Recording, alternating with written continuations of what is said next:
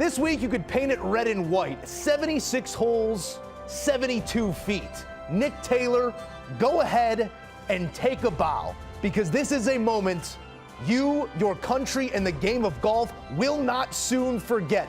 Deadlocked on the fourth hole of a playoff, Taylor pouring in the longest putt of his PGA Tour career for an eagle and a victory. And with that, for the first time in 69 years, a Canadian has claimed the nation's Open. Abbotsford's own Nick Taylor, winner at the RBC Canadian Open, the pride of a nation and a moment worth a lifetime. And for more, we say hello to CBS Sports golf analyst Doug Bell. Doug, if we could just for a second catch our breaths, because what a moment offered by Nick Taylor. I'm racking my brain, and I'd be interested to pick at yours here for a moment. Can you remember, stakes aside, a tournament coming to a conclusion in a fashion such as this?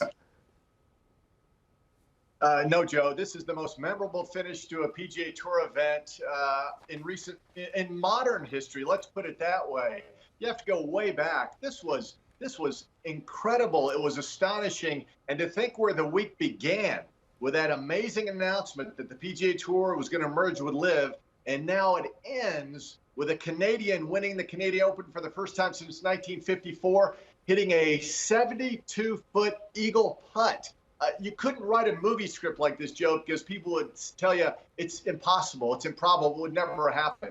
And it did, and we witnessed it. And I jumped off the couch, both arms raised in the air. An incredible, incredible performance by Nick Taylor and Tommy Fleetwood. But what can you say? For professional golf, this was a major championship, the Ryder Cup, the President's Cup, all rolled into a Sunday afternoon. Phenomenal. So many images, so much support on both sides. And in the end, just give us some good golf. Doug Bell, we appreciate you. Taking a look here at the payouts, Nick Taylor at the top. The Canadian collecting his third career win on tour and doing it in such dramatic fashion. 72 feet to the bottom for win number 3.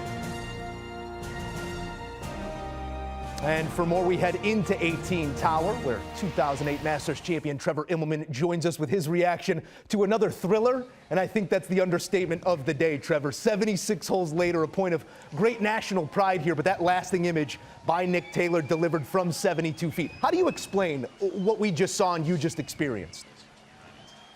What a moment. I can't wipe the smile off of my face. Such an incredible finish. You could feel from up in the booth, you could feel the excitement and all of these fans that came out to Oakdale today just trying to root their guy on. It really was incredible. What a day for golf. That was so much fun to be able to cover that.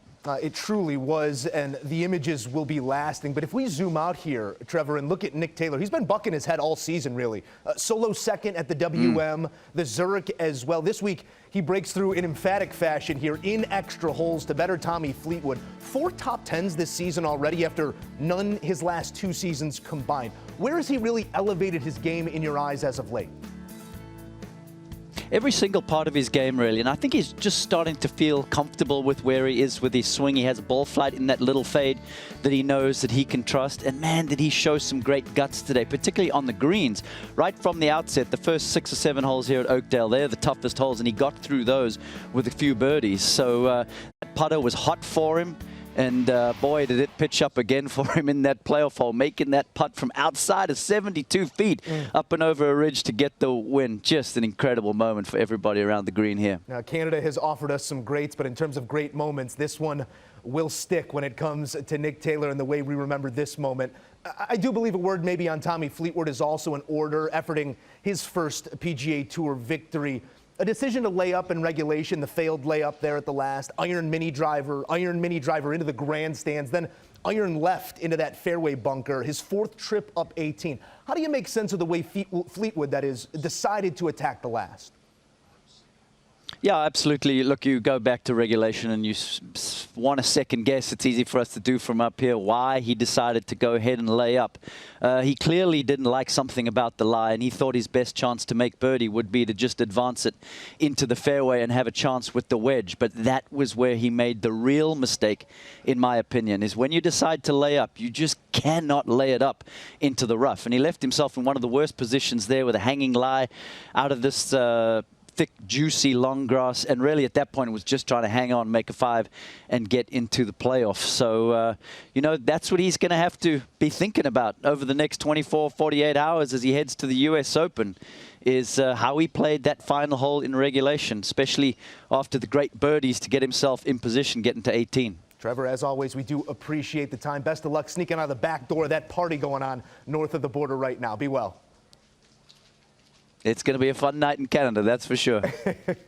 There is no doubt about that. And wouldn't it be nice to step to your ball and know you're going to stripe it every time? Introducing Tour Response Stripe from TaylorMade. Play in color with performance and alignment that's impossible to ignore.